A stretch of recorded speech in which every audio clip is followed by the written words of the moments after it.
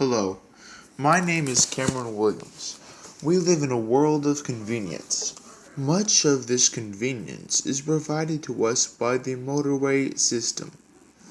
The motorway system is an engineering marvel that was supposed to take only 10 years to complete, but instead was stretched out over a period of 62 years. We call our system the highway, and parts of it are known as the interstate.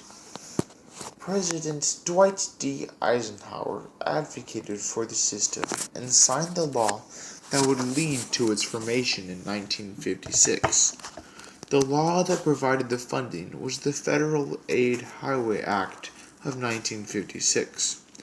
Our motorway system was originally developed to help citizens lead better lives. For example, if you wanted to go to the grocery store to pick up a burrito, you could do that. If you wanted to go to your friend's house and play some board games, you could do that. Motorways are a big part of what makes all of that convenience possible.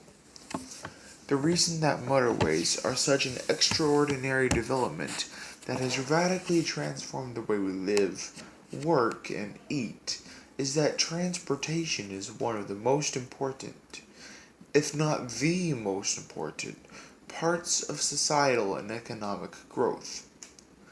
For example, 70% of all goods that are used and consumed in the US are transported by the motorway system. Without the motorway system, it would take much longer to get from point A to point B, and shipping and transportation costs would be astronomically higher. The reason shipping and transportation costs would be higher is that the airways and railways would possess less competition when it comes to movement and freight, but they would also have much more demand, so they could seriously hike up their prices. But with the motorway system, we can get things from farther away and more quickly for cheaper. The motorway system also fueled the growth of new sectors of the economy, such as gas stations, where travelers and truckers had to refuel. Of course, these gas stations were around before the motorways, but the motorways increased the amount of motorists, so with more demand, there was more need for more gas stations. Of course, we weren't the first ones to make efficient motorway systems to improve transportation.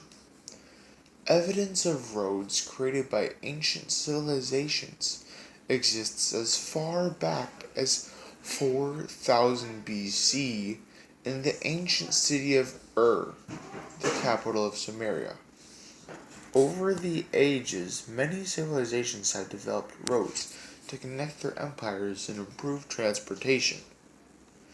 The Roman Empire was one especially famous one, and they were especially effective at this. In fact, we still use the saying, all roads lead to Rome. The saying was first popularized by the French theologian and poet Alain de Lille. The Germans, however, developed the motorway system that we based our motorway system off of. They began construction of the Autobahn in 1913, and by the time the construction was brought to a halt in 1943 due to World War II, it spanned more than 1,300 miles. Our transportation system is enormous.